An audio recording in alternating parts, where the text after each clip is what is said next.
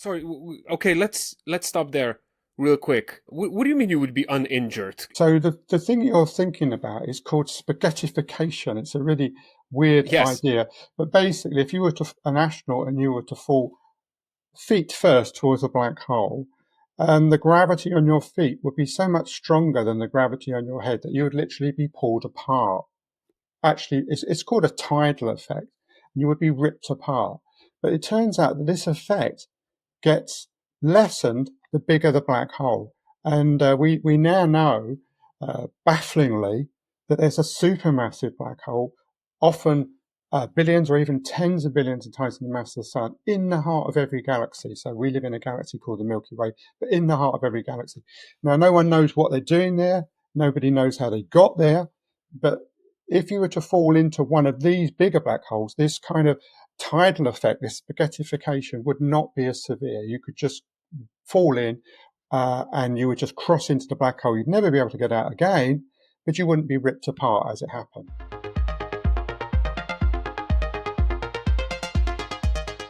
Marcus Chown is an award-winning writer, broadcaster, and former radio astronomer at the California Institute of Technology in Pasadena.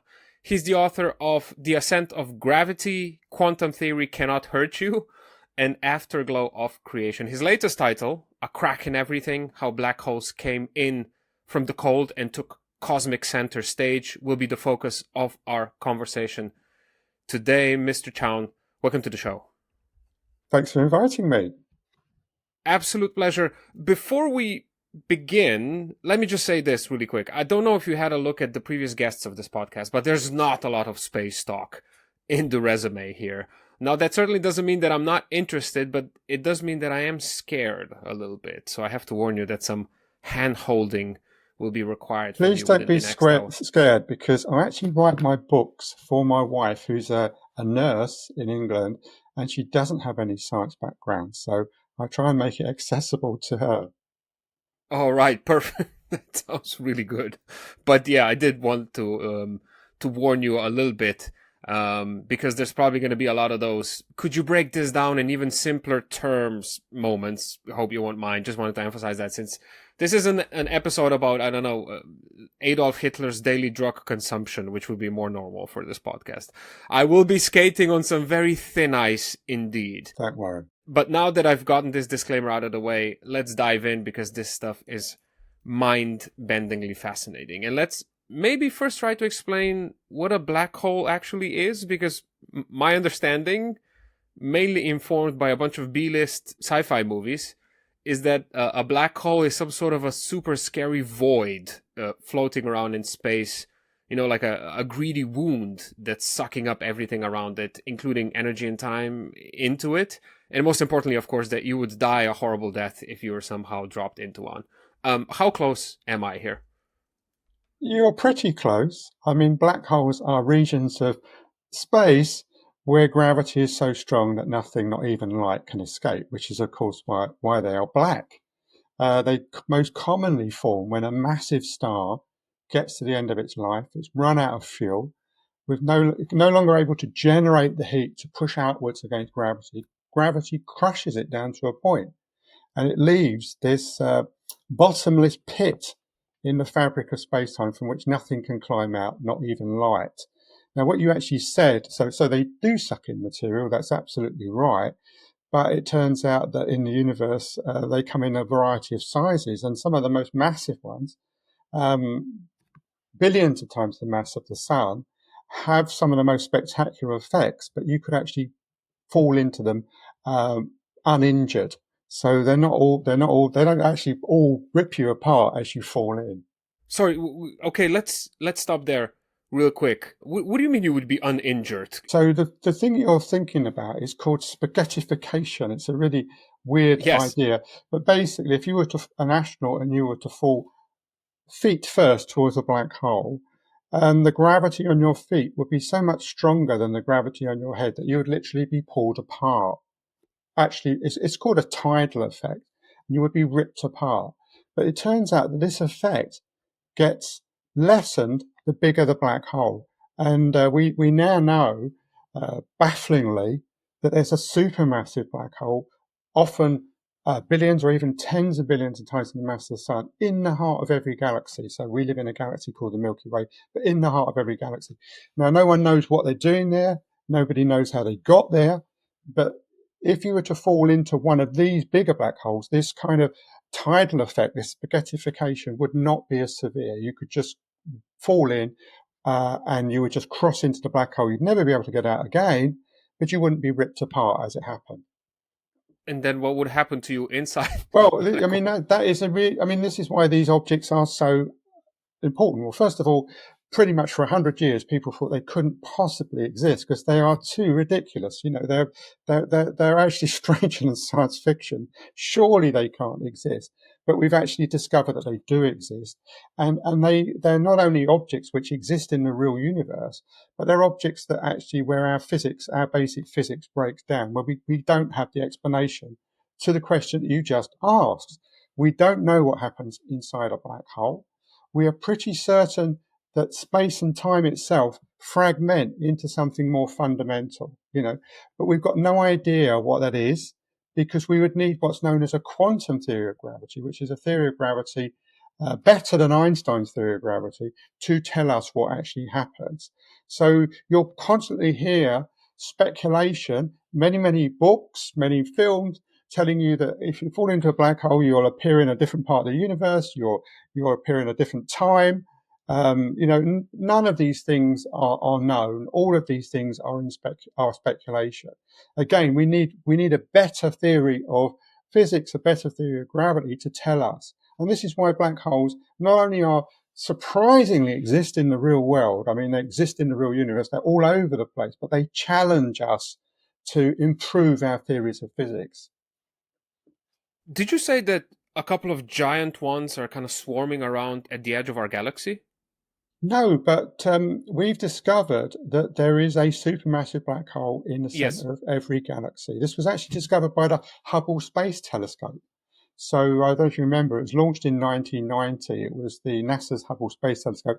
I don't know if you remember, but it was launched with the telescopic equivalent of a squint. A big error was made in grinding its mirror. Cost $800 million to fix it, which probably would have been $2 billion in today's money. The most complex mission ever mounted by astronauts, fixed it. In effect, correcting spectacles were put on in front of all of its instruments. But this gave it super sharp eyesight. You have to remember that when you look through a telescope from the ground, you're looking through the turbulence of the atmosphere. You know, it's rather like lying on the bottom of a swimming pool looking at the lights on the ceiling. They flip backwards and forwards, blur out. That's what happens. But Hubble, once it had above the atmosphere, had super sharp eyesight. And in the center of scores of nearby galaxies, like our Milky Way, it saw that in the very center, the stars were whizzing around far too fast. By rights, they should have been flung off into intergalactic space, unless they were in the grip of the powerful gravity of a really compact, massive object. So this Hubble discovered that there's a supermassive black hole in the center of every galaxy. We actually have one in the center of our galaxy. It's called Sagittarius A star. It was discovered exactly 51 years ago. And the great mystery about it is that it is very small compared to all the other supermassive black holes. So if you take the nearby galaxy Andromeda, which is very similar to ours, a spiral galaxy, you can actually see it with the naked eye. It has a supermassive black hole 50 times bigger than ours. So it's a mystery why we have this tiny supermassive black hole. But but it's actually connected to me and you having this conversation. But maybe that's got in too deep too early. We could discuss that a bit Okay. later. One question following up from that. Why isn't it sucking us in then? Why isn't it drawing us That in is if a it's in the middle of our galaxy? really good question. And the reason for that is that everything in the universe is spinning. Okay, so the Earth is spinning, the Sun is spinning, everything is rotating. The planets are rotating around the Sun, our galaxy is rotating, everything is rotating. So there's a kind of centrifugal force, which stops that happening. So, for instance, it's the same question: why does the Earth not fall into the Sun? The Earth doesn't fall into the Sun because it's moving, in a circle around the Sun. There is a counteractive force, and that is, of course, that is why nothing falls into a black hole. If we were to kill its rotational speed matter that was outside a black hole, you're absolutely right. It would fall directly into a black hole. But actually, if that doesn't happen, and material kind of swirls into black holes like water down a plug hole. And in fact, as this happens, the material friction within this material heats it to millions of degrees. And this makes these objects, these black holes, the most luminous objects in the universe. So you thought that a black hole would suck in material, and that isn't quite true. That's what you might expect, but it isn't true because everything's rotating. And you probably thought that a black hole would be black. Yeah, So it's a really, black hole. It's got this exactly. really So cool, eerie name, so it has to be yes, black. yeah. So really, the term black hole was coined in 1967 by an American physicist called John Wheeler. He had a famous student that you might have heard of. His name was Richard Feynman. And after he, before this term was coined, there was hardly any research in black holes. Afterwards, the field exploded, and it just goes to show how important it is to pick a term that paints a vivid picture in people's minds. You know, so vivid a picture does black hole paint that there's pretty much no one on the planet who doesn't know the term black hole. But it turns out that in many ways the term black hole is paints entirely the wrong image. Because first of all, it implies a hole down which everything falls, and I just told you that doesn't happen. It swirls in like water down a plug hole, and it implies that they're black. And actually, the black holes we see in the universe are among some of the most luminous objects in the whole of the universe. This is because the material, as it swirls in, friction within the gas heats it to millions of degrees. So, and really, if I go back to the beginning, black holes were predicted by a man who was dying of a really bad skin disease in a World War One field hospital. His name was Karl Schwarzschild. And he'd attended a lecture by Einstein in Berlin in 1915 when he was on leave from the Western Front in the First World War, and he'd been captivated by Einstein's theory, and he'd found that the theory basically says that gravity is curved space time. You can't see it because it's four-dimensional, and that's why it took the genius of Einstein to realize it. But Schwarzschild found the shape of the space-time around a compact spherical body. It was kind of looked like a valley. Then he realized that if the body were to become more and more compressed, the valley would become steeper and steeper until it became like a bottomless pit from which nothing could escape, a black hole. Now, Einstein never believed in black holes. There was a particular reason for that. But everyone who thought about black holes over the succeeding decades made exactly the same mistake. They thought black holes would be black and very small. So how would you see a black hole against the black of space? But what they didn't realize, or what they'd forgotten, is that the black hole was likely to be embedded in an environment. So if you think of stars, most stars are binary stars, so they come in pairs or triples. The sun is quite unusual in being a solitary star, and having a companion makes all the difference, because that means that material can be ripped off the companion star, swirl down onto the black hole, and friction can heat it to millions of degrees and make these objects very luminous. So in the center of these galaxies, we're not talking about stellar mass black holes, we're talking about supermassive black holes. You can ask me where they come from. We have no idea. We have no idea how these supermassive black holes form and why there's one in the center of every galaxy.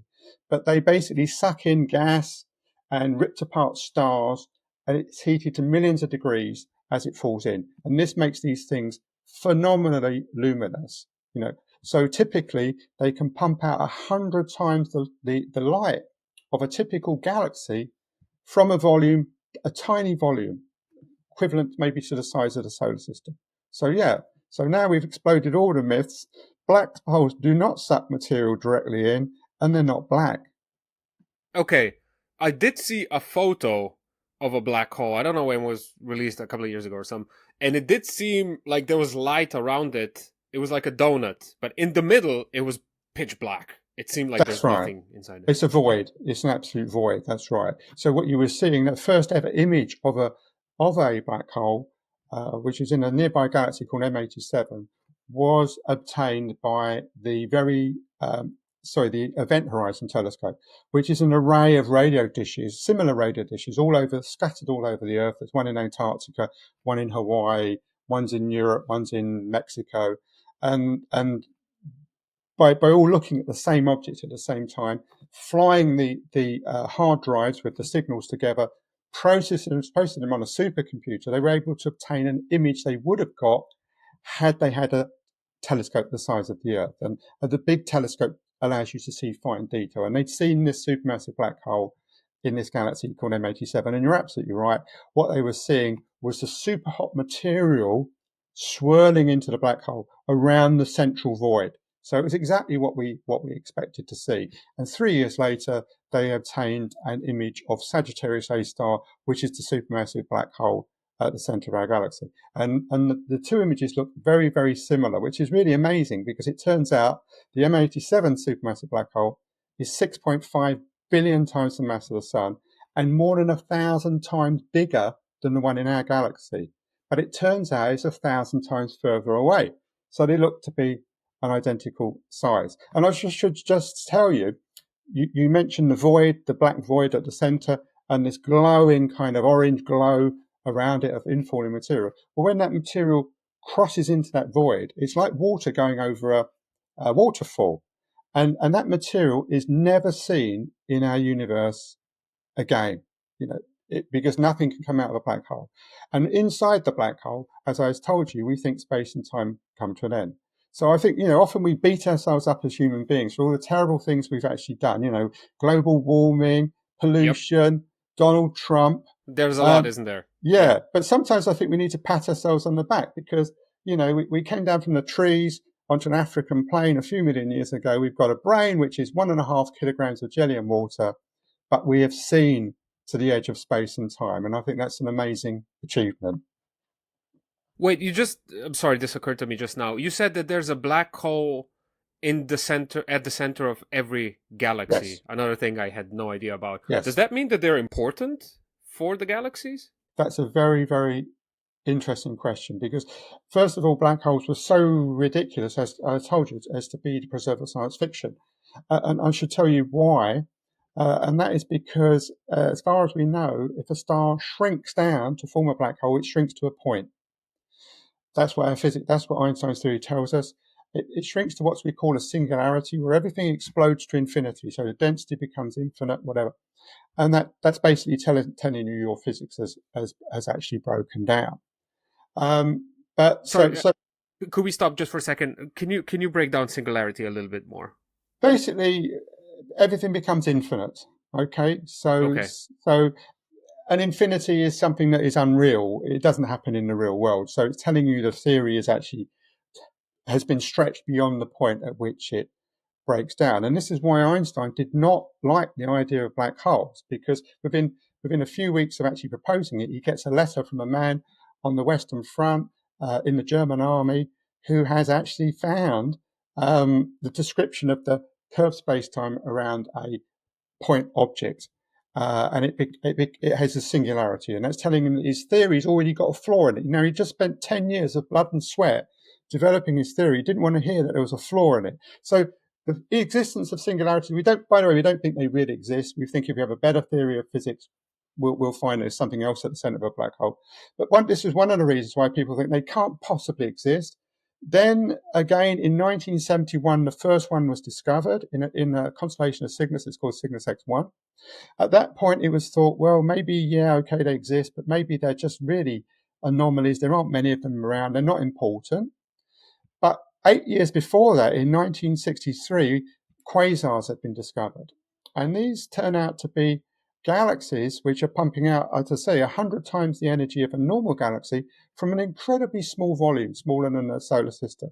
And by 1964, that was 1 year later, theorists had realized there was only one conceivable source of that energy, and that was matter swirling down onto a black hole, heated to millions of degrees as it swirls down, but not a black hole of a few times the mass of the sun, a supermassive black hole of billions or tens of billions of times the mass of the sun. Now, at that point, again, to answer your question, it was still thought, well, maybe there's still anomalies, because it turned out that galaxies that were like quasars accounted for only 1% of galaxies. So it's possible to sweep it under the carpet and think, well, these supermassive black holes, they're only in very rare galaxies. We don't need to think about them.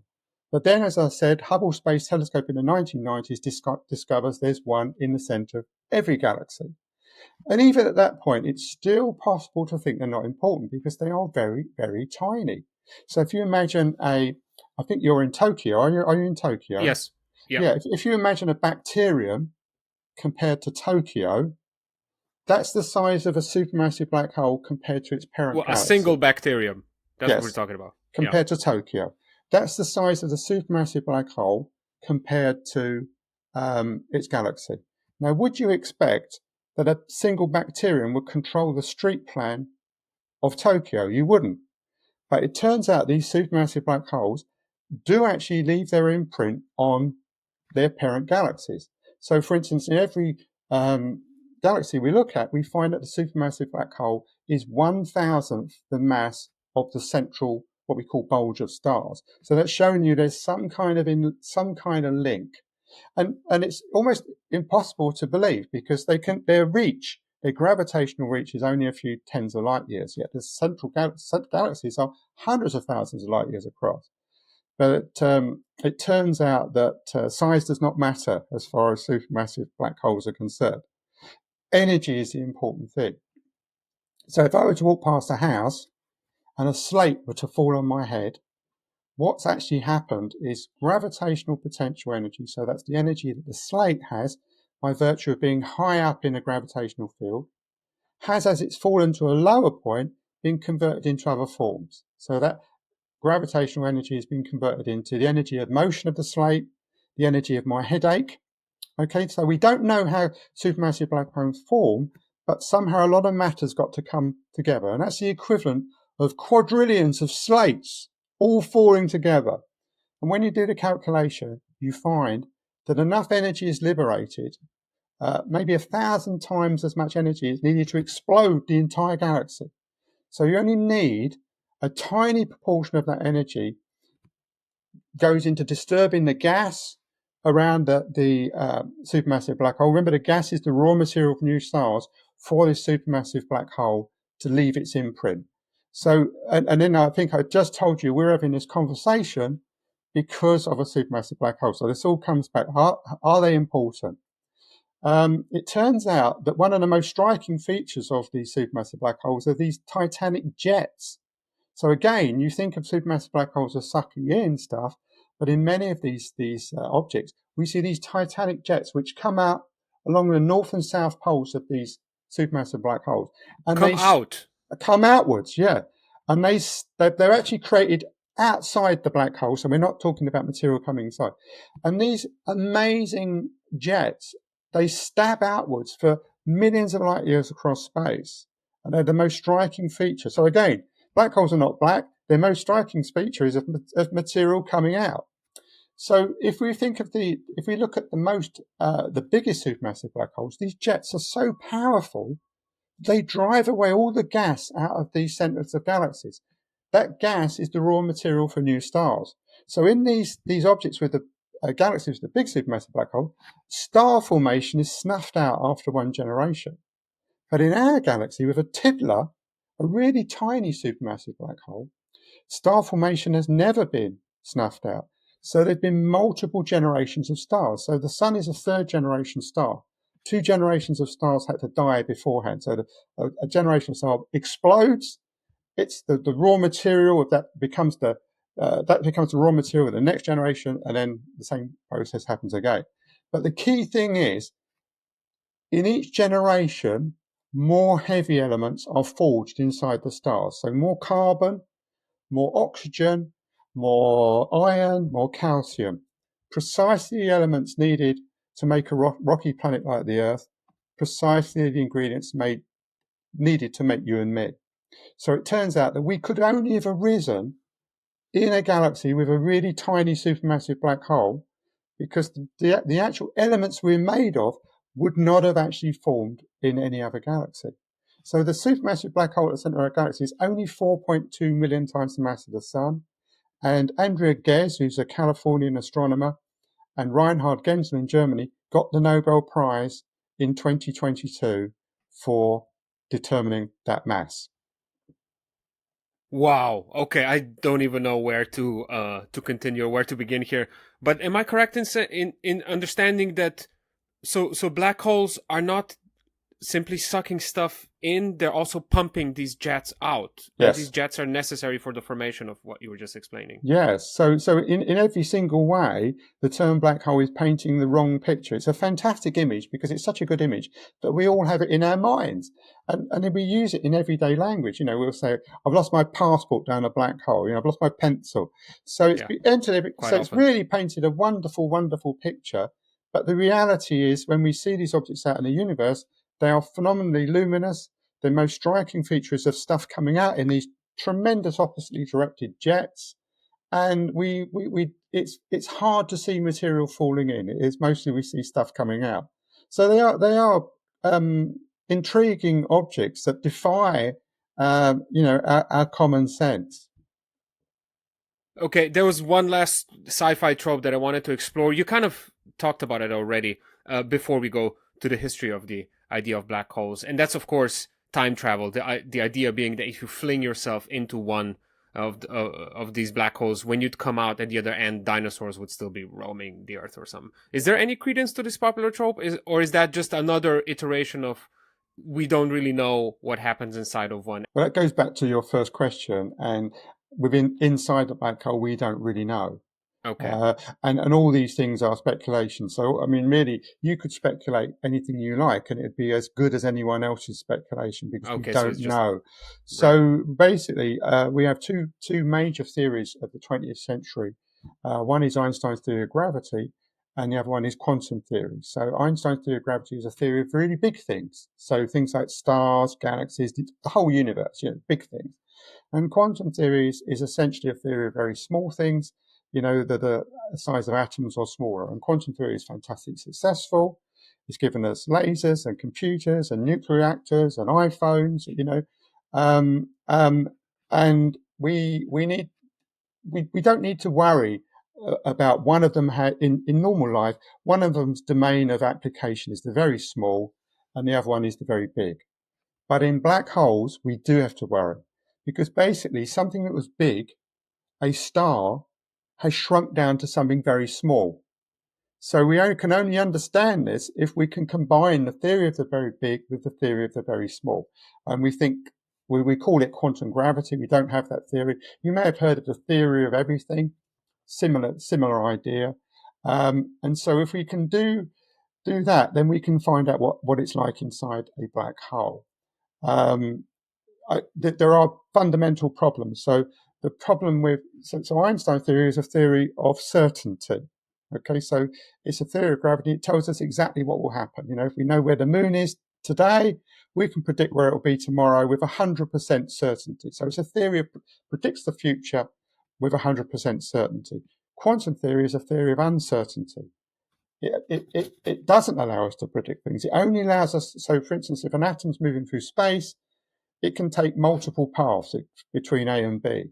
But all we can predict with quantum theory is the probability or the chance that it will go along one path, the chance it will go along another path. So you can see, trying to unite two theories, one of which is fundamentally about certainty and one which is fundamentally about uncertainty, is a big ask. So that's why we're stuck. But if we can answer this and we can unite these two theories, then we can certainly predict what it's like inside a black hole. So the person who in 1963 predicted what it was like outside the black hole was a New Zealander called Roy Kerr. He was 29 years old. And the problem with Einstein's theory is that Newton had one formula to describe gravity, one formula, but Einstein replaced it by 10. So in order to find the curvature of space for any given mass, and the curvature of space is gravity, is phenomenally complicated. And Einstein thought it was impossible. That's why he was amazed when he got that letter from the Western Front, where Karl Schwarzschild had found the shape of the space-time around a static spherical mass. Now, as I told you, everything in the universe is spinning, so that wasn't realistic. So it was possible to think that black holes might not exist because if the object was spinning, there might not be any description of the space-time around it, uh, from Einstein's theory. But in 1963, Roy Kerr defied everyone's expectations and found the shape of the space-time, the exact shape, around a spinning black hole. And even he tried to find out what the shape of the space-time inside the black hole was and gave up. He's still alive. He's 91 years old. He's still publishing scientific papers, and he's never managed to achieve for the inside of a black hole what he achieved for the outside of a black hole. So it's a hard problem. All right, let's track down the very history of this idea. So, like you referenced already a couple of times, 100 years ago, the idea of a black hole was a pretty preposterous notion, right? But before we go to those conceptual beginnings, can you tell us what was going on in the world of astronomy or astrophysics at the beginning of the 20th century? Where were we at the time, and what did we manage to figure out?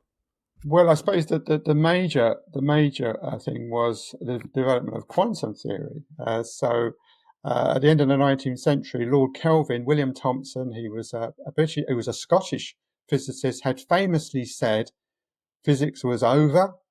All we had to do was dot the I's and cross the T's. It was just all we needed to do was to fill out the details. This was in 1900. In 1900, Max Planck, the German physicist, was trying to explain the light that came out of a furnace, and he was unable to do it without making a radical assumption, and that radical assumption was that light or heat came in chunks, in tiny indivisible chunks called quanta. At the time, he thought this was just a mathematical sleight of hand, didn't have any significance whatsoever. But 5 years later, a patent clerk in Bern in Switzerland called Albert Einstein explained something called the photoelectric effect. So this is when you illuminate a piece of metal with light and you find that electrons get kicked out. And the only way he could explain it was if the light was a stream of tiny little bullets, a stream of tiny little quanta. We now call them photons, and each individual photon ejected a single electron. And by the way, that was what Einstein got the Nobel Prize for. He did not get the Nobel Prize for relativity. He got the Nobel Prize. So then it took 25 years, and we are actually talking now the centenary of the birth of quantum theory. So in the first 25 years of the century, people created a patchwork of ideas stitched together we call the old quantum theory, and then it was realized it was developed from scratch by a number of people like Erwin Schrödinger, Werner Heisenberg, Paul Dirac, the British physicist, and that was quantum theory. So that was mainly what was going on. But at the height of the First World War, basically Einstein, again, when he was a patent clerk in 1905, in his miraculous year, he published 4 papers which were all groundbreaking, and no one's ever done anything like that. Well, it was the first time anyone had done anything as significant as that since Isaac Newton in the 17th century. And Einstein did that, and he developed his theory of special relativity. A cornerstone of that is that basically nothing can travel faster than the speed of light. And he also discovered that mass equals mc squared. Mass is a very compact form of energy, and of course that energy was released in nuclear bombs, nuclear reactors, that kind of stuff. So at that point, he realized that his theory was incompatible with Newton's law of gravity. So Newton assumed that basically gravity traveled at an infinite speed. So the Earth feels the gravity of the sun instantaneously. Well, Einstein immediately realized this couldn't be true because he knew there was an upper limit to speed of light. The second thing he knew was, because of his E equals mc squared, that all forms of energy have an effective mass. So Newton had assumed it was only mass that was the source of gravity, but it turns out that all forms of energy have a mass. So the energy of your voice has gravity. Electrical energy has gravity. Sound energy has gravity. So he knew these two things needed to be incorporated. He needed a new theory of gravity, and he developed that over 10 years. And in November 1915, he presented it in a series of 4 lectures in Berlin. This was at the height of the First World War. And one of those lectures uh, what Karl Schwarzschild was on leave from the Western Front, and he attended one of those lectures. And he went back to a place called Mulhouse, which was on the Alsace front between northern France and Germany, the only place on the Western Front that was mountainous. And in spare moments, he did something that Einstein had considered impossible. He found the shape of the space-time for a realistic object, an object like a star. So that's the beginning of modern black holes. Yeah. So the idea of black holes begin with this quite unfortunate man living in pre-First World War Berlin, I believe. Well, Can you tell us a bit someone more? might contradict that, because it turns out that a British clergyman in the 1700s had Oh, actually realised that if an object were massive enough, its gravity would be strong enough to stop, to trap light. But his picture of a black hole was very unrealistic, because he assumed that this thing would be enormous and would be of uniform density. But of course, what would actually happen is an object would collapse under its own gravity. So the first realistic picture of a black hole was actually Schwarzschild's. And oddly enough, Schwarzschild's name in German means black shield. So it's quite ironic that he wow. finds the solution. He finds the what we call the black hole solution of Einstein's equation, and his name is Black Shield. Okay, we're gonna disregard those 17th century monks because they were too early to send a letter to Einstein. Yes. Can you tell us more about who was he and how did he manage to get this pretty radical, crazy idea?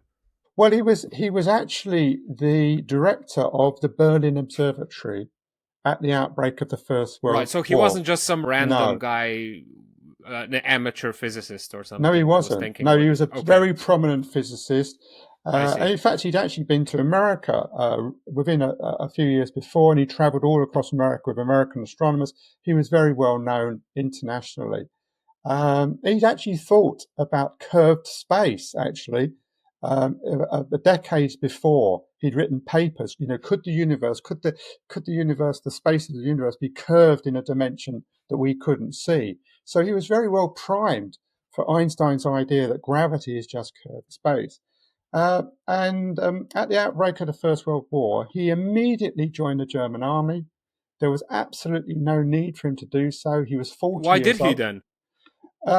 He was 40 years old, but anti-Semitism was on the rise in Germany, and he was Jewish. He was not a practicing Jew, and even his children did not know he was Jewish. And in fact, he left a letter with his wife to say that if he died, that they were to be told that he was Jewish when they were 16 or whatever. So they didn't even know. So because anti-Semitism was on the rise, he wanted to show that he was a patriotic German like anyone else. So that's why he ended up running a weather station in Belgium, calculating shell trajectories in France, and he ended up at this place called Mulhouse on the Alsace front. I should tell you, you might think predicting the weather was an innocuous thing, but actually they needed to predict the weather for their gas attacks, because they needed to know. Ah, So the wind. there was a horrible reason for it, and very often they got the weather forecast wrong. And there were many instances in which the gas blew back over the actual Mm. army that had initiated the attack. So it turns out that poor old Schwarzschild had in December 1915, all the time he was playing with Einstein's theory, he developed these blisters in his mouth. They spread all over his body. They were weeping and bleeding. He ended up in a field hospital, and it was many weeks before he was diagnosed with a condition called pemphigus vulgaris, which is a condition in which the immune system attacks the skin. Now, Oh. our skin is our barrier against microorganisms, against diseases. So he knew he was going to die. Even today, there is no cure for this disease, although it can be controlled with steroids. So he went back to Berlin, and he died, unfortunately, in May 1915. And one of the speculations in my book is that it was accidental exposure to gas that triggered this condition. I did actually phone a dermatologist at a hospital in London, but he couldn't tell me definitively. He said it's possible, but they don't really know. So it could just have. But this condition is a genetic condition that is more prevalent in Ashkenazi Jews. So these are Jews from Eastern Europe. So he had he had a likelihood of getting this disease, and we don't know why it was triggered when he was 40. However, despite his theoretical breakthrough, it didn't establish black holes as a fact straight away, right? Because there were some pretty stubborn, if not impossible, obstacles standing in the way of this theory.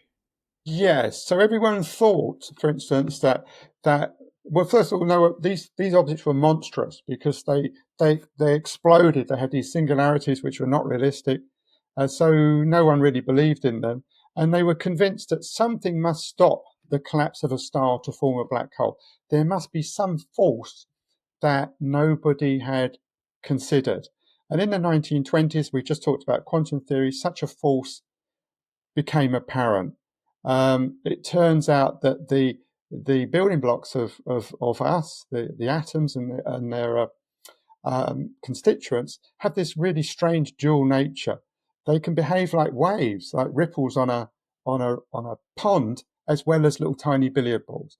Now, if you know anything about a ripple on a pond, it's got some extent. You can't make the wave smaller. And this is the same of matter. When you try and squeeze it, because it's actually got this wave-like character, you can't squeeze it as small as you like. So that means there's kind of an opposing force. So this force is known as degeneracy pressure. And in 1930, a 19-year-old Indian was on a ship from Bombay, which is now Mumbai in India, to England. He was going to go to Cambridge University. And sitting on the deck of this ship as it went through the Suez Canal, he was thinking about the depth of stars. And he realized that although people thought this quantum effect opposing gravity would stop the formation of a black hole, he realized that everyone had forgotten one thing, and that was they'd forgotten Einstein's theory of relativity. So these inside a star, the electrons would be moving around, he realized, at almost the speed of light. Now it's the drumming of those electrons. If you imagine like drumming of water drops on a rooftop, it's that kind of drumming that's pushing backwards and stopping gravity crush a star. But if there's a limit to how fast they can move, and the limit was the speed of light, then they're kind of sapped of the ability to oppose it. And he realized that if the star was above a certain mass when it died, and we now know that's 1.5 times the mass of the sun. He was called, by the way, Subramanian Chandrasekhar, and this is known as the Chandrasekhar limit. If a star, when it dies, is bigger than 1.5 times the mass of the sun, no force can stop its collapse down to a black hole. Later, it was realized that, so basically a star that's smaller than that becomes what we call a white dwarf. And even though it's got no heat generating a force to push out against gravity, it has this kind of quantum jittering pushing outwards. Later, it was realized that the electrons in atoms could be squeezed into the nuclei at the center to make what we call a neutron star. And a neutron star is something like the size of Mount Everest, but super dense. A neutron star, a sugar cube of its volume would weigh as much as the whole human race. So it's very dense. But actually, it turns out that the neutrons in this star, so the electrons and protons get squeezed together to make neutrons, the neutrons themselves are affected by quantum theory, and they also have this jittery outward force. That changes the maximum mass that a star can be stable to about 2.5 times the mass of the sun. But if it's bigger than that, gravity wins. And so it turns out that black holes are inevitable. And they were discovered in 1971 by Paul Murdin and Louise Webster, an Australian woman who has been entirely written out of the history of science, but she was the co-discoverer of black holes. By the way, did Einstein kind of concede before he died that the existence of black holes is indeed possible or likely? No, he didn't. He didn't. One of Okay, the he missed that. one of the extraordinary things about Einstein is that he was wrong more than any other physicist, and that tells you something about what it, his genius, because he was never afraid to be wrong. And most physicists, they are wrong one or two times and then they think to themselves, I can't be wrong anymore because what will my peers think of me? You know, will I be promoted? Will I get tenure at a university? So they live in fear. But Einstein was able to basically fire lots and lots of shots, knowing that some would be on target, and he was never fearful. So major predictions of his theory of gravity he never believed in. So initially, he believed in a static universe. This is what Newton believed in, where nothing changed. You know, the past was the same as the future. And then, of course, in 1929, Edwin Hubble discovered that the universe was expanding its constituent galaxies, but which, because Einstein didn't know about in 1915, we didn't know that the building blocks of the universe were galaxies like our Milky Way. There are 2 trillion of them, by the way. Our Milky Way is one of them. But they're all flying apart like bits of cosmic shrapnel in the aftermath of the Big Bang. And if we run that expansion backwards in our minds, like a movie in reverse, we come Big to a Bang. point. Exactly. We come to a point where everything's compressed into one point, 13.82 billion years ago, the Big Bang. So the universe is actually evolving. And this is not what Einstein believed, but his theory actually predicts that the universe cannot be static. His theory also predicts that black holes should exist. He didn't believe in that either. His theory also makes it quite easy to see how to build a time machine, um, which he never believed in, and most physicists don't believe in, even though the theory permits it. It permits it because it turns out that time the rate at which time flows depends on how strong gravity is. Okay, so it turns out, for instance, if you're on the top floor of a building, you're further away from the mass of the Earth. So gravity is marginally weaker. So on the top floor of a building, time flows more quickly. Now, this is an effect that is easy, that can be measured with atomic clocks. In fact, if you were to stand on one step of a staircase and someone were to stand on the step above you, you could show that your time would be flowing more slowly than theirs, even though they're just Uh, one step above you. Okay? right, that's the whole premise of the film Interstellar. They go into space, and then his daughter's already old when he comes Yeah. back. Yeah. Yeah, So yeah. on Earth, this is, you may think, oh, all these theories we're talking about are of no consequence to everyday life. But if you've got a smartphone or if you've got a sat nav, that calculates your location relative to global positioning satellites. They're in highly elliptical orbits, and they contain onboard clocks. And when they come in close to the Earth, they're in stronger gravity, so the clock slows down. And when they're a long way from the Earth, the clock speeds up. And if your software in your phone did not compensate for that effect, you would get your location wrong by an extra 50 meters every day. So actually, these effects are used in everyday technology. But to get back to the point, if gravity flows at different rates in different gravity, if you imagine the Earth and maybe, I don't know, the space around a black hole where gravity is much stronger, time will flow more slowly near the black hole. Okay, so if we start clocks on a Monday, by the time it's Friday on Earth, it's still only Wednesday by the black hole because time flows more slowly. If you could go Mm. instantaneously from the Earth to the black hole, you could go from Friday to Wednesday. Okay, and there is such a solution, what we call of Einstein's equation. It's called a wormhole. Okay, so a black hole has a one-way membrane around it. So that's we call it the event horizon. It's the point of no return for infalling matter. You cross the event horizon, you can't come out again. But a wormhole has a two-way membrane, so you can go in and come out. So if you were to connect the Earth to the region of a black hole by a wormhole, you could create a time machine. Wormholes, unfortunately, are highly unstable, and they require what we call matter with repulsive gravity to keep them open. You might think, well, that's ridiculous. But in 1998, we discovered that 2/3 of the universe has repulsive gravity. It's called dark energy. It's invisible, it fills empty space, and it has repulsive gravity. And its repulsive gravity is speeding up the expansion of the universe. contrary to all expectations. And the two teams the heads of the two teams that discovered that got the Nobel Prize. We don't know what dark energy is, but it shows you that there is stuff with repulsive gravity. So if you go to school today, if you go to high school, they probably tell you that gravity attracts, that it sucks. But actually, what they don't tell you is we've discovered that most gravity actually repels. So, it's, science in schools has not really caught up. But anyway, you would need that you would need material with repulsive gravity to keep open a wormhole. And it turns out the energy requirements to keep open a wormhole big enough, maybe a meter across, that you could crawl through would be significant. Way, way beyond the capabilities of any of human beings, and probably beyond the capabilities of extraterrestrial civilizations. But Wait, so yeah, but go ahead. as far as physicists are concerned, that is extremely worrying. That Einstein's theory permits the existence of time machines. Very, very worrying, because obviously, we all know probably the grandfather paradox. You could go back in time, shoot your grandfather before your mother was born, and then you have to say, well, how could you go back in time because you weren't born?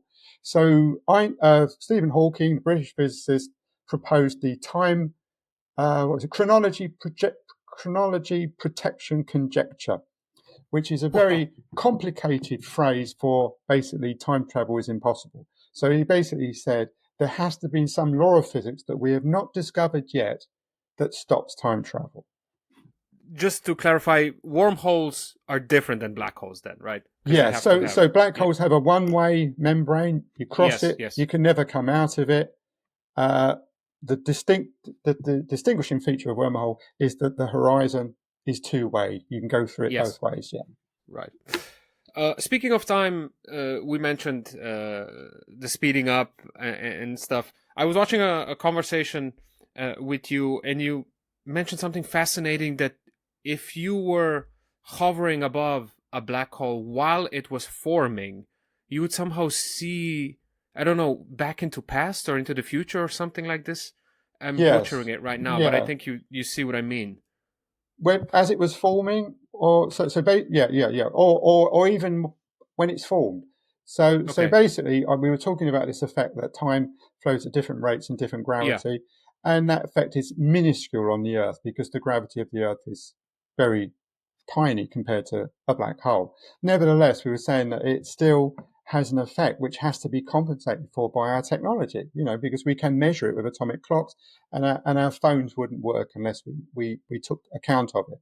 But this effect becomes very, very marked near black holes, So they are the most powerful sources of gravity in the universe. So near them, time flows very, very slowly compared to the rest of the universe.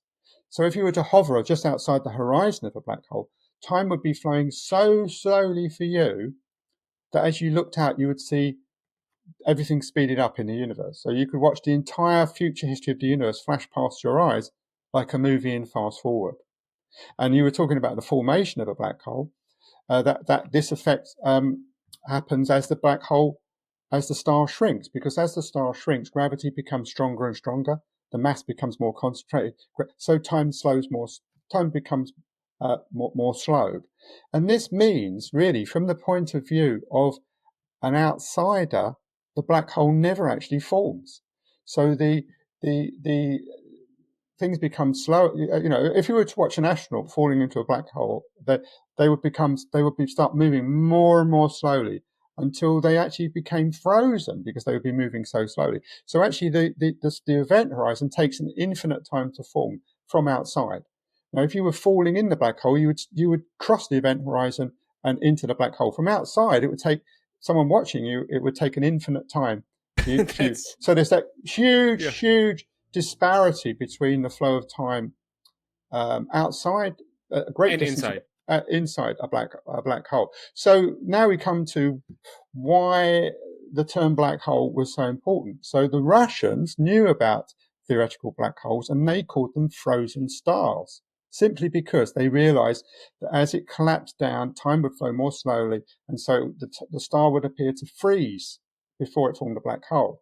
So they called them frozen stars. But that didn't paint the really vivid picture in people's minds that black hole did.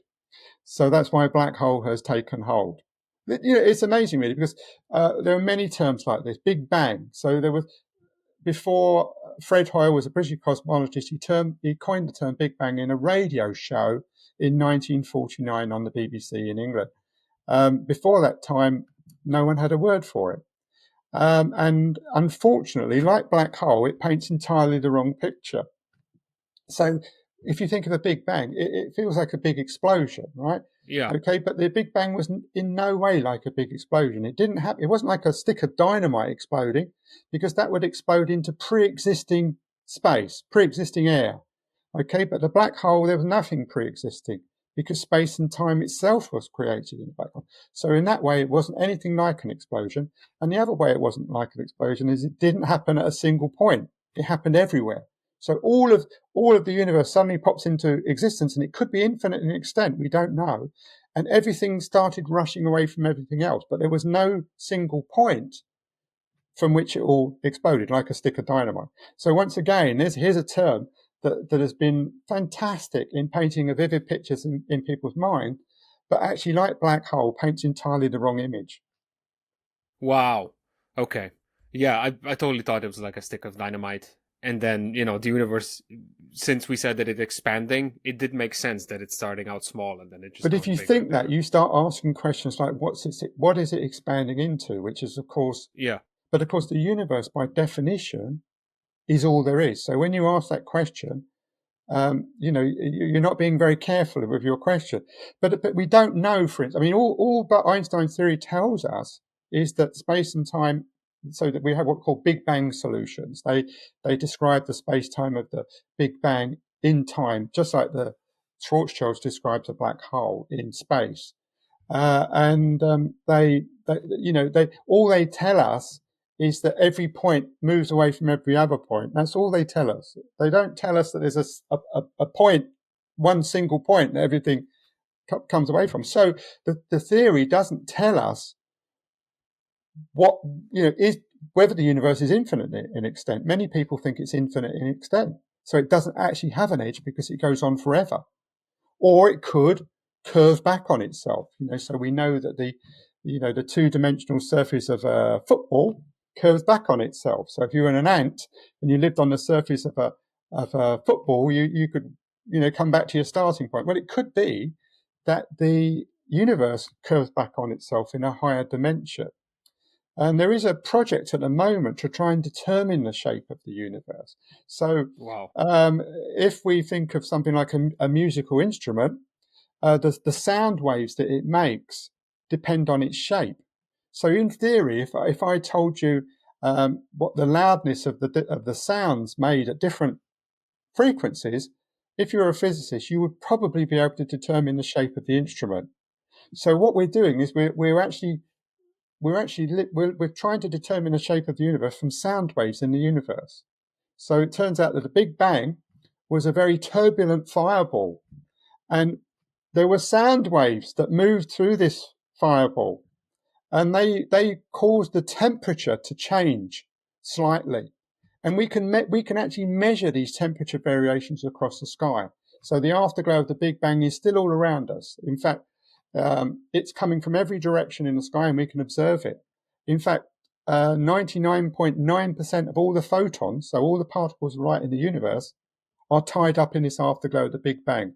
And only 0.1%, that's 1,000th of the light in the universe, comes from the stars and the galaxies. 99.9% is this afterglow of the Big Bang. It was only discovered in 1965. The two scientists won the Nobel Prize. And you might think, well, why did we not discover it since, until 1965, if it's the most striking feature of the universe? And the answer to that is it's absorbed by water vapor in the atmosphere. So it was quite difficult to spot. But if you're in space and you had eyes that didn't look at, couldn't detect visible light, but detect microwaves. So the light of the fireball was initially was blindingly bright. But as the universe has expanded and cooled, this radiation has cooled now, and it appears as low energy light, microwaves. If you had microwave eyes, you would see the entire universe glowing white. It'd be like being inside a light bulb. So this afterglow is the most striking feature of the universe, and we can see these little temperature variations, little ripples. They're called ripples in the temperature, and these ripples were produced by sound waves. So by examining those sound waves, we can hopefully determine the shape of the universe. That was a long answer. Wow. No, this is fascinating, fascinating stuff. But if we go back to the history of the discovery of black holes, I think you mentioned the year 1971, right? When Yes. the existence of a black hole was actually confirmed. Can you tell us more about that? Yes. So this happened at the Royal Greenwich Observatory, which was in England. And at the time, the observatory, which had been a naval institute, it basically had been set up for to map the constellations for ships. Hundreds of years before, it was actually in a 15th century castle surrounded by a moat in England. And in 1970, a man called Paul Murdin, he was about 29, he was English, he came back from New York, he'd done a PhD, and he only had a temporary post at the Royal Greenwich Observatory. His problem was he had a wife and two young boys, he badly needed a job, he badly needed to make his name, a permanent job. Now, the problem in astronomy is that there are more stars in the universe than there are sand grains on all the beaches around all the continents on Earth. So how do you find an interesting star? That's kind of like how do you find an interesting sand grain? But So when is he was, that was that the only way that you can make a name for yourself as like an yeah, archaeologist? You find a really fascinating fossil. He had to find a really interesting yes, star. you Is that got to what you said? find something Okay, interesting. So when he was back in right. New York, him and the other graduate students would sit around drinking coffee, and they would think, how are we going to make a name for ourselves? How do we find an interesting star? And they determined that if it emitted X-rays, it was bound to be interesting. So X-rays are emitted by light at matter at millions of degrees. So anything that's at millions of degrees, that's going to be pretty unusual, isn't it? So in the early 1960s, the first X-ray telescopes were launched on sounding rockets. So these are rockets that went up above the atmosphere and dropped back down again. So they were only above the atmosphere for about a minute. Okay, the atmosphere, fortunately for us, absorbed X-rays. So above the atmosphere, they could look at the X-ray sky, and they found tens of mysterious X-ray sources. Now, you only make progress in astronomy if you can kind of identify that with a known object and find out what it was. But the X-ray telescopes were incredibly crude, and we could only tell where the X-ray sources were within their constellation. So there was one X-ray source called Cygnus X1. It was in the constellation of Cygnus the Swan, and we didn't know what it was associated with. But in 1970, as Murdin was coming back from America, NASA launched Uhuru, which is the first X-ray satellite. And above the atmosphere, it was able to find hundreds of X-ray sources. And Murdin got hold of the catalogue, and he found that the box showing the location of Cygnus X1 had shrunk. And when he looked at star charts, there was one interesting object in the box. It was a blue supergiant star. So this is an enormous star, a star weighed maybe 40 or 50 times the mass of the sun, pumping out hundreds of thousands of times more light than the sun. So this was clearly an interesting object. There was something unusual, but it couldn't be the source of the X-rays because even a blue supergiant has a surface temperature of only about 50,000 degrees, not a million degrees. So the question was, did it have a companion? Because if it had a companion, if it was a binary star, then it could be, Murdin thought, that matter could be sucked off the companion, swirled down onto the object, heat to millions of degrees and produce the X-rays. As luck would have it, Murdin was sharing an office. It was in an octagonal turret room. It looked out across the moat and you could see the geese grazing. It was a pretty idyllic place. He was sharing the office with a 29-year-old, same age, Australian woman called Louise Webster. She'd also worked in America, and she was working on a project with the director of the observatory to measure the speeds of stars. Now, if this supergiant had a companion, then which it was orbiting, periodically the blue supergiant star would be coming towards us and then going away from us. Now, we're all aware that a police siren, when it comes towards us, is a higher pitch, a higher frequency. When it goes away from us, lower pitch, lower frequency. And there's an analogous effect with light. And it means that when an object is coming towards us, it's got a higher frequency. It's what we call a blue shift. It's shifted to the blue end of the spectrum. When it's going away, it's red shifted. So the question was this blue supergiant star being periodically blue and red shifted? And it turns out that Louise Webster was using the Isaac Newton telescope at Hurst-Monceau, this place in England, at Royal Greenwich Observatory. It was a 2.5 meter collecting mirror, one of the biggest telescopes in the world. It'd been built in just about the worst possible place you could ever build a telescope because it was always cloudy and rainy. Eventually, it would be dismantled, taken to the Canary Islands off of Africa, the Spanish Canary Islands, reassembled at a greater cost than it cost to build it. But anyway, she looked at this star and she found that it was actually orbiting something every 5.6 days. So this enormous star was being whirled around every 5.6 days by the gravity of another massive object. And Webster and Murdin sat down in her office. They did the calculations. They found out what would be the mass of the object whose gravity could be that great. And they determined it had to be at least 4 times the mass of the sun, maybe 6 times the mass of the sun. Today we know it's 15 times the mass of the sun. And they looked at each other because what could be invisible and that massive? And there was only one object that could be invisible and that massive, and it was a black hole. And they discovered the first ever black hole. And Murdin got his permanent job, and he celebrated with his children and his wife in a cafe in Hastings. This is a seaside place in England. It was the middle of winter, and they celebrated with Knickerbocker glories. These are ice cream sundaes with fruit and syrup. And I only mention that because what a contrast. You know, the man who co-discovers black holes celebrates with his children with ice cream, but the man who predicted them, he dies of a horrible skin disease in the First World War. So there's quite a contrast there. And poor old Louise Webster, she went back to Australia. She had liver disease, and she had one of the first successful liver transplants in Australia. But unfortunately, she died of cancer at the age of 49 in 1990. And she's been entirely written out of the history of science. So if there's anything you remember from this podcast today, please remember the name of the co-discoverer of black holes, Louise Webster. Why was she written out? She was just not mentioned anywhere, or what? Was that intentional, or was that... A number of reasons. I mean, she was working in optical astronomy. Progress in this field would be made in other types of astronomy, X-ray astronomy, radio astronomy. But the main reason you have to say is that she was a woman. There were so many examples of women who should have got the Nobel Prize who didn't. So, for instance, Lisa Meitner, who discovered nuclear fission, the process that liberates energy in a nuclear bomb in a nuclear reactor. She was nominated for the Nobel Prize 49 times. She was even She was even nominated by Einstein, and she was overlooked for the prize. Her co-worker, Otto Hahn, he got the prize. Jocelyn Bell, she discovered pulsars. These are pulsating, spinning, hypercompact, what we call neutron stars.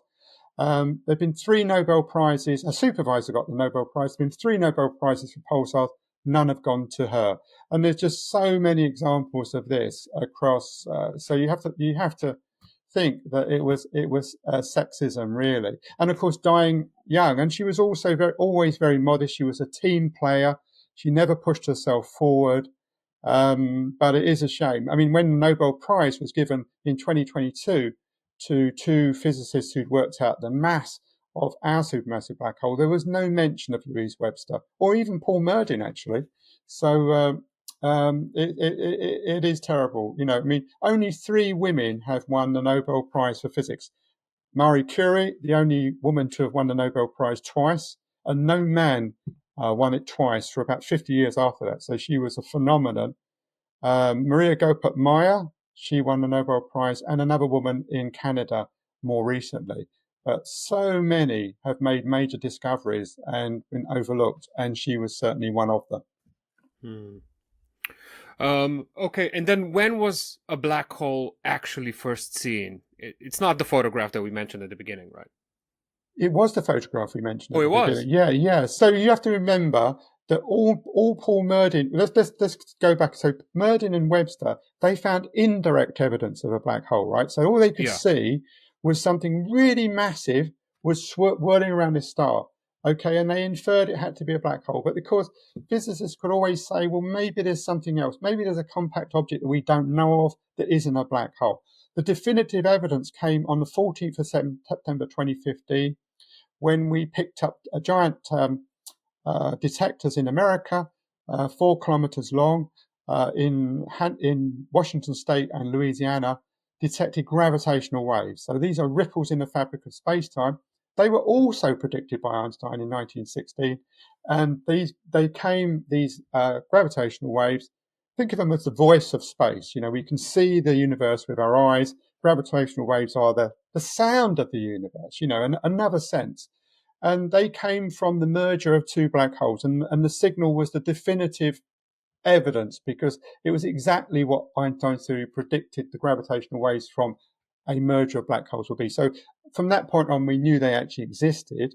As far as supermassive black holes are concerned, Andrea Ghez and Reinhard Genzel, who got the Nobel Prize for measuring the mass of the black hole Sagittarius A star at the center of our galaxy in 2022, they also had indirect evidence. So they observed a star cluster called the S cluster of the Sagittarius, compact cluster around the central black hole at the center of our galaxy, and they observed the speed of the stars, and from that they were able to infer the black hole, so the mass of the black hole. So again, they hadn't seen it, but the definitive evidence came, as you say, in 2019 with the Event Horizon Telescope that created the first image of a black hole. And as you say, it's a black void surrounded by this glowing material, infalling material.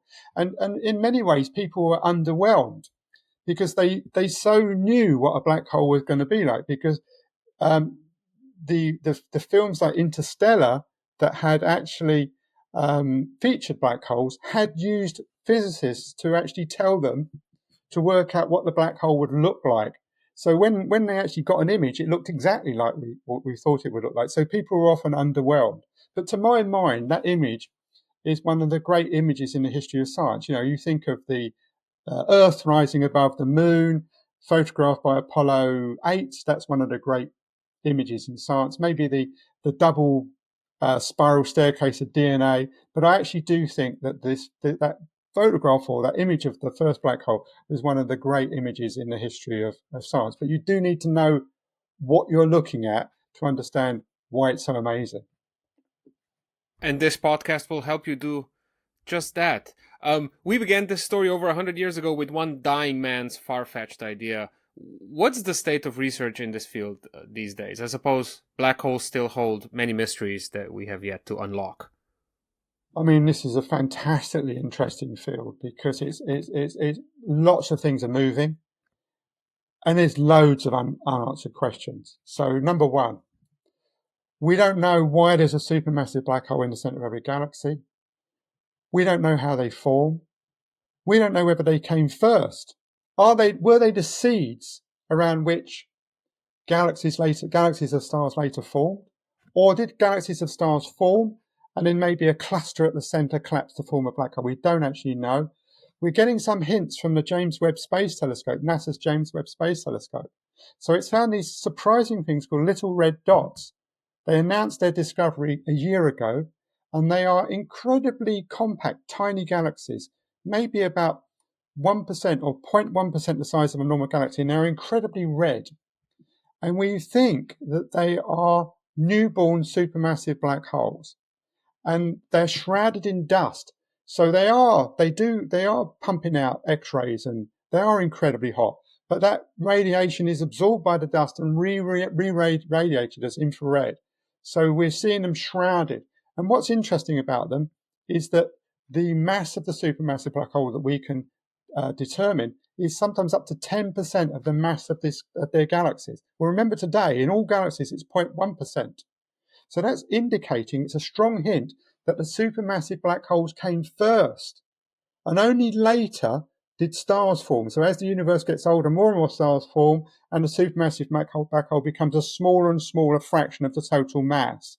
So that's an indication that's the case.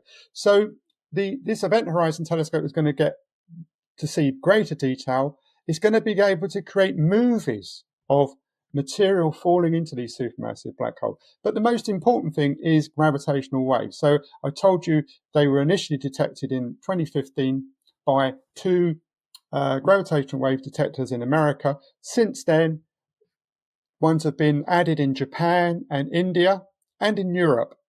And so far, we've seen something like 100 black hole mergers.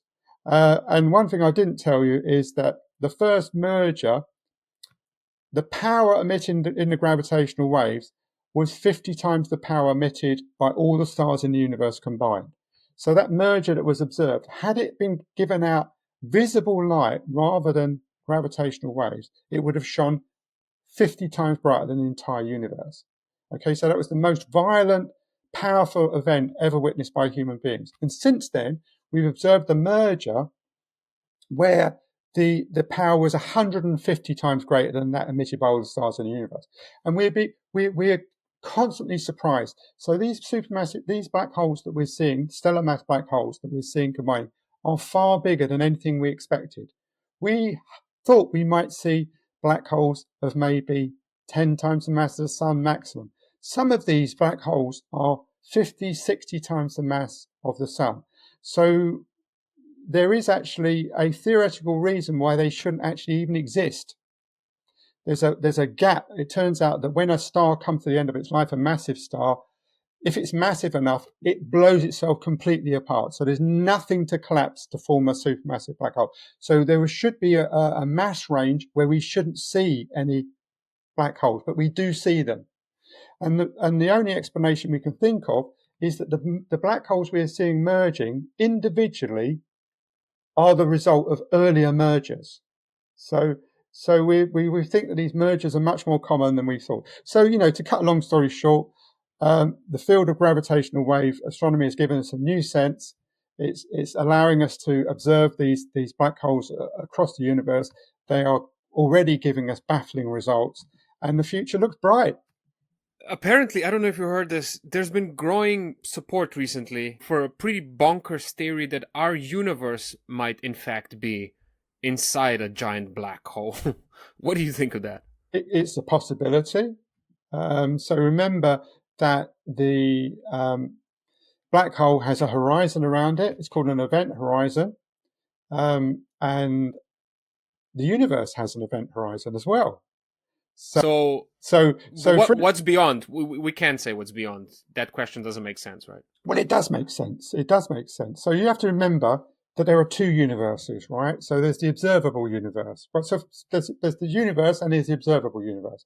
Okay, so the observable universe is what we can see. Okay, so the observable universe has a finite size because the universe was born. Okay, so the universe was born 13.82 billion years ago. That means we can only see the objects whose light has taken less than 13.82 billion years to get to us. Okay, so objects whose light would take 14 billion years to get to us, its light's still on its way.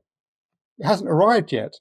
So this means there's a horizon around the universe, right? So within this horizon, imagine it's like a giant soap bubble, and we're in this giant soap bubble. Okay, so within this bubble are all the objects whose light has had time to get to us. Okay, that's 2 trillion galaxies. Beyond the bubble are objects whose light has not got here yet. Okay, and this horizon, as the universe gets older, the horizon should expand outwards because we see objects. Okay, there's a reason why it doesn't, but that's a complication. But so as far as we know, the universe could be infinitely extent beyond the horizon, right? So the horizon is exactly like the horizon at sea, right? So we know there's more of the sea over the horizon. We know there's more of the universe over the horizon.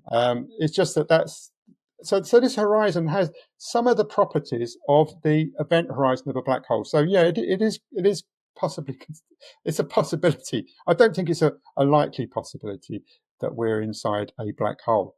But when I talked about the horizon, yes, every single year the observable universe gets bigger by 1 light year. And we see, and more stuff comes over the horizon, like more and more ships coming over the horizon at sea. That's what you'd expect. But in 1998, we discovered that the expansion is speeding up because of this stuff called dark energy that we don't understand at all. And that means that the horizon is actually shrinking. And it means that if we go forward, if we fast forward to 100 billion, AD 100 billion, right? So when the universe is 10 times bigger, everything will have been pushed beyond the horizon of the universe, and there will be only one galaxy in the universe, our Milky Way. So now there are 2 trillion, but in 100 billion years' time, we will be at the center of a universe that contains only one galaxy. So we are fortunate to have been arisen when we're around to actually see the universe. If we were unfortunate, remember that many stars live longer than the sun, like red dwarfs live much, much longer than the sun. If we were to have arisen in 100 billion years' time, we couldn't have even developed astronomy. We couldn't have even understood the things that we understand because we would have thought there's only one galaxy in the universe. I mean, wow. You know what? I understood much more than I thought I would, which is a testament to you, Mr. Chown. At the end, I have to risk a more existential question since I have you here as well. Does any of this kind of help us come to grips with what we are doing here? I recently had a complexity scientist on the podcast, James Gladfelder, and he said that the fine tuning argument makes him feel so uneasy that he thinks that our existing paradigms of science are kind of failing us at this point. What do you think? I think we're in an incredibly important point in history. You know, we're really, really lucky to be alive today. I mean, previous generations, you know, their theories of the universe and everything, they were just speculation. You know, they were fantasies. But now we do know, for instance, the universe was born in a hot, dense phase because we can see the afterglow all around us. So, you know, we do have a picture, but we the things that we know about the universe, previous generations would have killed to know. You know, we know the extent of the universe. We can see to the edge of the observable universe. We can count up the constituents of the universe, 2 trillion galaxies. We have a pretty good idea that it all burst into being 13.82 billion years ago in a titanic explosion, and the galaxies like our Milky Way congealed out of the cooling debris. Now that doesn't mean we still don't know basic questions like what is the universe? What was the Big Bang? What drove the Big Bang? What happened before the Big Bang? Are these even realistic questions? But we can actually pose these questions and have a realistic chance of answering them in the next maybe 10, 20 years. That's a fantastic place to be in history. And of course, we don't know all the answers, but I mean, look how far we've come. I mean, we're on this tiny little planet. We can't leave it. The only information we get is from light that streams down that we collect. Essentially, that's it. Now gravitational waves. And yet we've pieced together this amazing picture of the universe, where we're in it, how it formed. But again, the major questions we don't know the answer to. And to get back to black hole, you know, we're big. Initially, they were considered to be too ridiculous to even consider. But gradually, this is the story of my book. This is why I say black holes came in from the cold.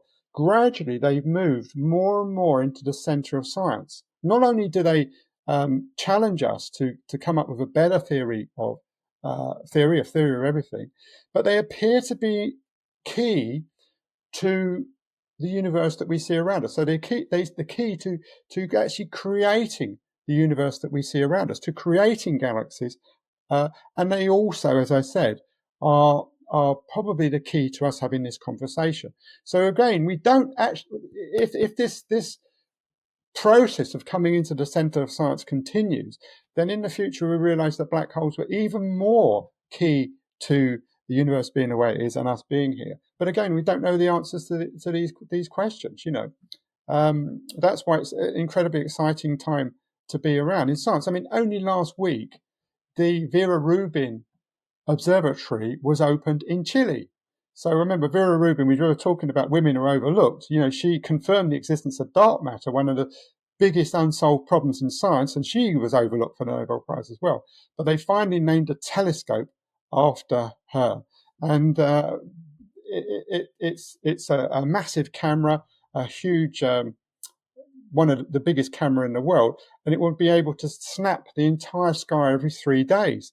So for the first time, we'll be able to see how the universe is changing on periods of a few days. So we're going to discover all kinds of asteroids, objects that we hadn't ever suspected that change on very short timescales. We're going to discover them in a matter of weeks. This is incredible. But one of the main justification for this telescope was, and this is rather paradoxical, is to look for the invisible. So to look for dark matter. So here's an optical telescope looking for stuff that doesn't give out light.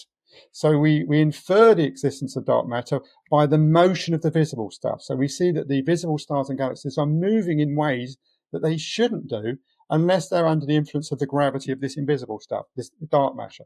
And we don't know what it is. So, to just finish, I mean, I'm not really helping you, really. I'm just telling you all the puzzles there are.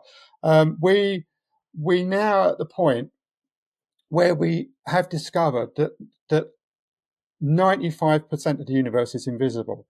So 2/3 of the universe is this dark energy, which is speeding up the expansion of the universe. We don't know what it is.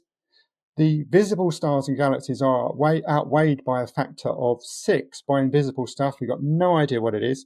And of the visible stars and galaxies, we've only seen half. So we've only seen 2.5% of the universe. We believe that the other 2.5% of normal stuff is gas between the galaxies that is difficult to see. But basically, we've only seen 5% of the universe. And we've constructed this incredible theory of the universe, of its origin, from the 5%. So imagine if back in the 19th century, Charles Darwin only knew about frogs and he only knew about trees, and he had to develop a theory of evolution, not knowing about most of life. Well, we've developed this incredible theory of the universe, not knowing what most of the universe is made of. I mean, hopefully it's not incorrect, but it just shows you there's a lot out there for us to learn. What a delightful conversation. Thank you so much. Where can people find your book? Find bookstores. I actually know it's fine bookstores everywhere, because this is how I found you. Because I was back home vacationing in my home country of Slovenia, and I went to one of the best bookshops we have in Ljubljana, in the capital. And I saw your book there prominently displayed, and I was like, yes, this is it. I need to read this, and I need to contact this one. I've got a copy of it. So. That's the paperback, which you're probably seeing back to front, of course. Yeah, yeah. But the paperback came out only last month, actually. So it's been out for a year. So yeah. And by the way, it's principally about people. So don't be scared by my book, because I really write about the people who made the discoveries. And anyone who was alive, I'm a journalist, I phone them up and talk to them and get their stories, including 91-year-old Roy Kerr, who discovered the shape of space around spinning black holes. All spinning black holes are called Kerr black holes after him. Unfortunately, obviously, Carl Schwarzschild was dead. I couldn't talk to him, so I had to use oral histories, that kind of stuff. But generally, I tried to tell a story in terms of the people and interweave the science in as painless a way as possible. It's an amazing story. Thank you again. By the way, you do have some social media, I saw. You're pretty active on X, so people can follow your work. Yeah. I've moved a bit to Bluesky, but that doesn't have as many people. Yeah, yes. I was active on X, but obviously I'm not happy with Elon Musk and everything. So but how could you be? Yes, it's a shame, to build up a large following over the years, and then abandon it. So at the moment I'm posting on both, but I'm trying to move to Bluesky, but I don't know if Bluesky is going to take off. Nobody knows. All right, Mr. Chown, thanks again. Thank you very much. I really enjoyed it. Thank you so much for listening. Please subscribe to the podcast on YouTube, follow and rate on Spotify and Apple Podcasts, marketing tutorials. Insist, it's really important that I hassle you about that, so I'm doing it. Also, if you'd like to, please support me on Patreon. This is a one-person podcast. I know I say this every time, but I do everything by my little old self. There's no team behind me. It's very, very sad, I know. But you can help by hopping on Patreon and finding the Smart Cookies podcast on there. And then last but certainly not least, I have to thank my existing patrons Tovarish in Tovarishice, without you, there would be no smart cookies, which makes you the real actual producers of this show. So eternal thanks to Matija Renčel, Dumi Holdis, Andraš Rakušček, Florian Hauer, Peter Karba, Matija Zopančič, Dejan Žulnir, Darej, Rok Tržan, Saša Vipotnik, Neven Cvijanović, Juž Premrov, Nate Sir, Goran Ivašić, Anže Sever, Ole, Marin Ferrara, Aljaš Mahar, Štrole, Ajda, Mancian, Miha Medved, Medinjo, Goran, Gordon Lorenzo, Jurečuk, Mila, Carmen, Veronica, and Taichi. Thank you so much. Your support means the world to me.